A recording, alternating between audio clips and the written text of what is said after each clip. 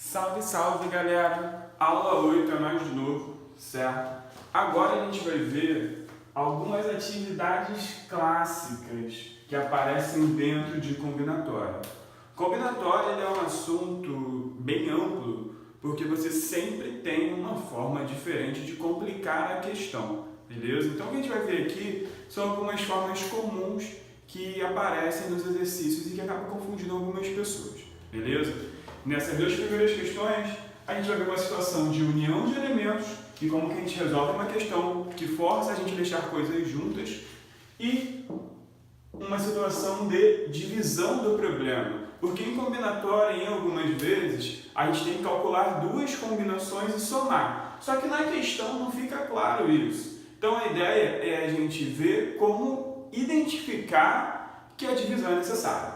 Tranquilo? Bom, primeiro vamos para esse cara aqui, mais comum de todos, união de elementos. Quando que você vai poder aplicar essa nossa ideia? Toda vez que a questão mandar você forçar que elementos fiquem juntos, e a gente vai ver também depois que a gente pode pegar uma situação onde a questão quer forçar que elementos fiquem separados, certo? Mas vamos ver aqui como é que fica a união de elementos.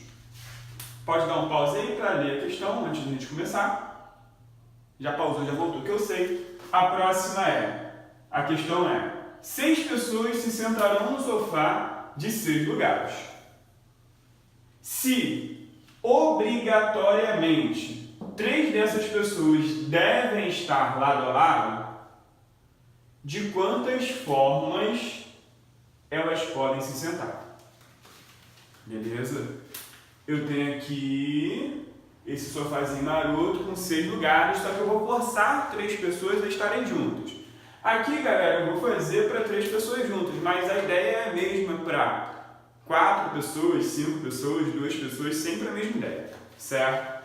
Então, o que vai acontecer?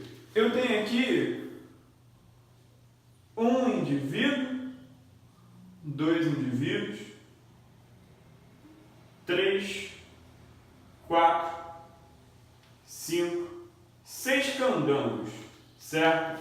6 pessoas aqui, então são 6 elementos para organizar. Só que, o que é que eu vou fazer? Como esses 3 caras, vou dizer que devem estar juntos obrigatoriamente, os 3 se tornarão um só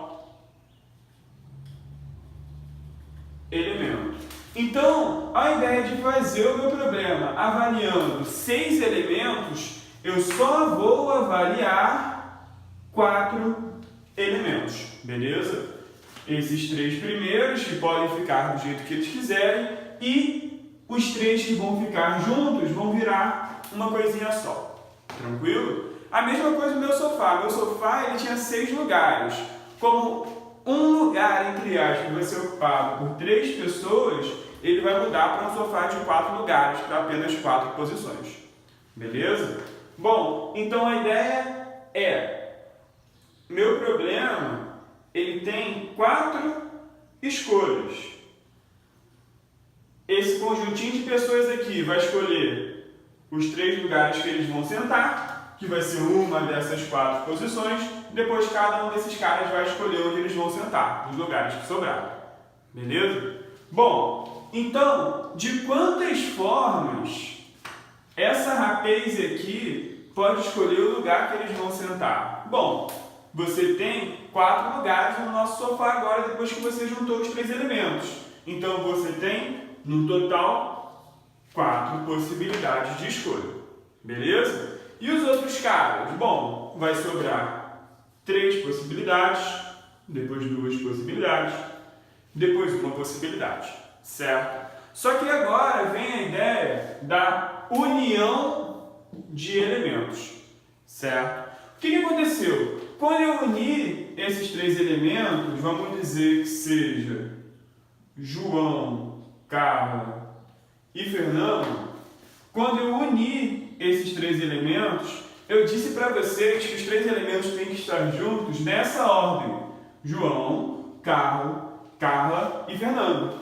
Só que vocês conseguem visualizar que, na verdade, também pode ser Carlos, Fernanda e João, a nossa ordem, e os 3 elementos vão continuar juntos? Por quê?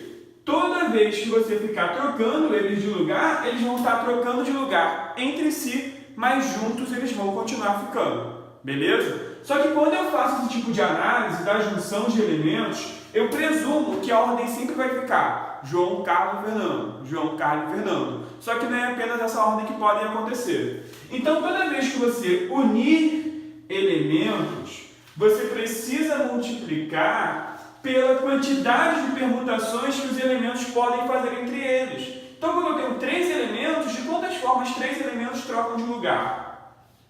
Permutação de 3. Permutação de 3, todo mundo sabe que é 3 fatorial, certo? Então, vamos lá. Vai ficar 4 vezes 3 vezes 2 vezes 1. Isso aqui é 24. Vezes o 3 fatorial. 3 vezes 2 vezes 1 vai dar 6.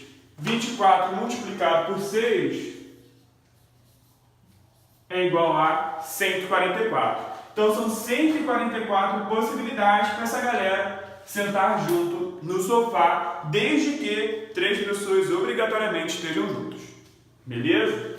Esse é o nosso primeiro exercício de união de elementos. Então, se você quer unir uma determinada quantidade de elementos, você tem que ficar ciente de que essa união ela está numa ordem fixa, você fixou uma ordem para ela. Se você quer que ela apareça em ordens diferentes, tu deve multiplicar pela quantidade de permutações desses elementos, certo? Bom, primeira questãozinha fechou, 144 é a resposta final. Próxima questão. Uma situação onde você tem que fazer a divisão do problema, certo? Então dá uma olhadinha aqui, dá o pause para poder ler a questão, pause dado, voltamos aqui. De quantas formas podemos retirar 2 cartas de um baralho, uma vírgulazinha aqui está em falta, de forma que a primeira carta seja de copas e a segunda não seja um rei. Vou tirar 2 cartas do meu baralho. A primeira carta tem que ser de copas, a segunda não pode ser um rei, certo? Bom, galera, aqui, só para poder lembrar vocês como que é um baralho, quem não sabe tem que saber, isso é conhecimento comum na hora de resolver uma prova. O total de cartas de um baralho é 52. Você tem 4 naipes, os 4 naipes são copas, paus, espadas e ouros. Copas e ouros são naipes vermelhos, paus e espadas são naipes pretos. Em cada naipe você tem 13 cartas, 52 dividido por 4 é 13, então você tem 13 cartas por naipe. E em todos os naipes você tem uma carta de cada uma dessas. Então você tem uma carta que é o A, o As, 2, 3, 4, 5, 6, 7, 8, 9, 10, J chamado de valete, Q chamado de rainha e K chamado de rei. Beleza? Então cada naipe tem uma dessas simbologias. Tranquilo? Bom, então eu quero retirar 2 cartas. Então retiro a primeira carta, retiro a segunda. A primeira carta tem que ser de copas, certo? Bom, se a primeira carta tem que ser de copas, copas lembrando que é o símbolo um coraçãozinho, e a segunda não pode ser um rei. Bom, galera, se a primeira carta tem que ser de copas, quantas opções eu tenho? Eu tenho um total de 13 cartas por naipe. Então aqui vão ser 13 opções para a primeira carta, certo? Bom, para a segunda carta, ela não pode ser um rei. Vamos lá, eu tenho 52 cartas. Posso usar a carta que eu tirei aqui na primeira? Não. Então, de 52 cartas, sobrariam 51. Beleza? Só que aí entra um problema. Quantos reis eu tenho dentro do meu baralho? No baralho cheio de 52 cartas, eu tenho um total de 4 reis. Um rei, um K, um naipe. Beleza? Se eu tenho 4 naipes, tem um rei em cada um desses naipes. Então eu tenho 4 reis no meu baralho, de 52 cartas. Mas eu não tirei uma cartinha aqui? Essa carta eu sei qual foi? Não sei, só sei que foi de copas. Mas o problema que está é o seguinte: se a primeira carta não foi rei, eu tenho 4 reis lá dentro do baralho.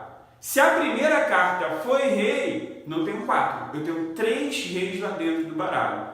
E isso me dá um problema, por quê? Eu não sei quantas opções eu tenho na segunda casa que não são reis. Por quê? Porque eu não sei quantos reis tem lá dentro depois dessa primeira retirada, certo? Então, galera, qual é a ideia? Como eu não sei quantas opções eu tenho aqui, o princípio fundamental da contagem dá problema, justamente por não saber a quantidade de reis. Como que eu vou fazer para dividir essa situação?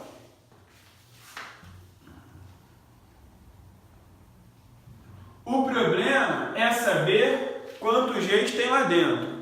Quantos reis tem lá dentro depende do que acontece na primeira casa. Então, eu vou dividir minha situação em duas. Situação de número 1. Tirar o rei de copas na primeira. Porque se eu tirar o rei de copas na primeira, eu sei que na segunda vez que eu for retirar uma carta, só vão ter sobrado 3 reis no meu baralho. E a segunda situação, que é não tirar rei de copas na primeira. Porque se eu souber que eu não tirei o rei de copas no primeiro lançamento, então isso significa que eu sei quantas cartas, quantos reis tem lá dentro depois dessa primeira retirada, que vão ser 4 reis, certo? Então, a primeira situação, retiro 2 cartas. A primeira carta tem que ser um rei de copas. Quantas opções eu tenho na primeira casa? Olha, se a primeira tem que ser rei de copas, né, galera? Eu só tenho uma opção na primeira casa. Beleza? Na segunda casa, quantas opções de carta eu tenho? São 52. Já tirei uma, sobraram 51 cartas. Ainda tem dentro do baralho 3 reis. Retiro esses 3 reis das opções, porque eu também não posso tirar o rei. 51 menos 3, 48. Então aqui na segunda casa eu tenho 48 opções. 1 vezes 48, 48. Então, a quantidade de pares de retiradas que se adequa ao que eu quero, que a primeira carta de copas e a segunda não seja um rei, que começam com o rei de copas, são 48. A segunda situação que eu vou avaliar agora, vou retirar 2 cartas. A primeira carta não vai ser um rei de copas. Pô, tenho 13 cartas para tirar, porque a primeira tem que ser de copas. Só que o rei de copas não está valendo. Então, ao invés de 13, eu tenho 12 opções na primeira casa. Então, aqui são 12 opções. E na segunda casa? Galera, na segunda casa, 52 opções de início, porque são 52 cartas. Sobrou dentro do baralho 4 reis. 52, tirando os 4 reis, 48 cartas.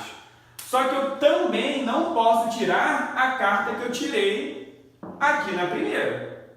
Beleza? Então, se eu não posso retirar a carta que já foi retirada, sobram 47 opções de carta. Então, aqui são 47 opções. Resultado, 12 vezes 47. Vai ficar 470 mais 90, 560, mais 4, 564. Então vão ser 564 possibilidades onde eu não tiro o rei de copas na primeira casa e a segunda carta não vai ser um rei.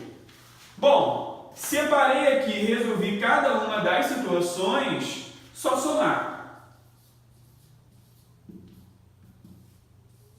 48 mais 567, beleza? Isso aqui vai dar 607, 615. Então, serão 615 possibilidades para poder retirar a primeira carta de copas e a segunda que não seja um rei. Beleza? Então, quando que eu vou dividir o problema? Quando eu tentar aplicar o princípio fundamental da contagem e eu não souber qual é a quantidade de opções que eu tenho, porque eu não sei o que aconteceu em outra casa. Beleza? A ideia é que você sempre saiba qual é a quantidade de opções.